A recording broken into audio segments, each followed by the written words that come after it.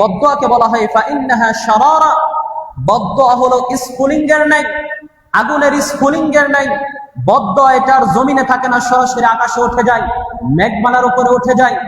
দরজা খুলে দেওয়া হয়, আসমানের দরজা খুলে দেওয়া হয়। মহান রব্বুল আলামিন বলেন ওয়া ইজ্জাতি লাআনসুরান্নাকা ওয়ালাউ বা'দা হিন, আমি মাজলুম ব্যক্তির বদদুয়াকে কবুল করলাম, গ্রহণ করলাম, এবং মাজলুম ব্যক্তিকে অবশ্যই অবশ্যই আমি কিছুকাল পরে হলেও সাহায্য সহযোগিতা করব। মাজলুমের বদদুয়া কবুল হবে। আপনি যতই যাই কিছু করেন না কেন, জুলুম থেকে বিরত থাকবেন, তাহলে আপনি বেঁচে যাবেন।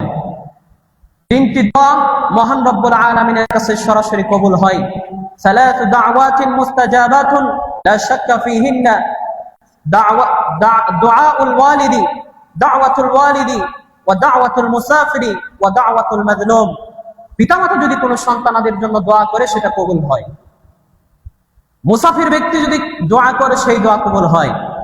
কোন মাজলুম ব্যক্তি যদি কারো জন্য দোয়া করে সেটাও কবুল হয়। সুতরাং মাজলুম ব্যক্তির দোয়া থেকে আপনি বাঁচবেন। অন্য হাদিসে বলা হয়েছে দাওয়াতুল মাজলুমি মুস্তাজাবাতুন ওয়া ইন কানা ফাজিরান ওয়া ফি রিওয়ায়াতিন উখরা ওয়া ইন কানা কাফিরান। মাজলুম ব্যক্তি যদি পাপিষ্ঠ হয়, মাজলুম ব্যক্তি যদি গুনাহগার হয়, মাজলুম ব্যক্তি যদি অনেক খারাপ হয়, কিন্তু সে যদি আল্লাহ তাআলার কাছে দোয়া করে তাহলে সেই দোয়া আল্লাহ তাআলা কবুল করবেন। মাজলুম ব্যক্তি যদি কাফের হয়, আপনি কোন কাফেরকে অত্যাচার করেছেন, জুলুম করেছেন, সে কাফের হওয়া সত্ত্বেও সে মাজলুম যদি হয়, তাহলে মহান রব্বুল আলামিন তার দোয়া কবুল করবেন। সুতরাং কখনোই কারো উপর জুলুম করবেন না।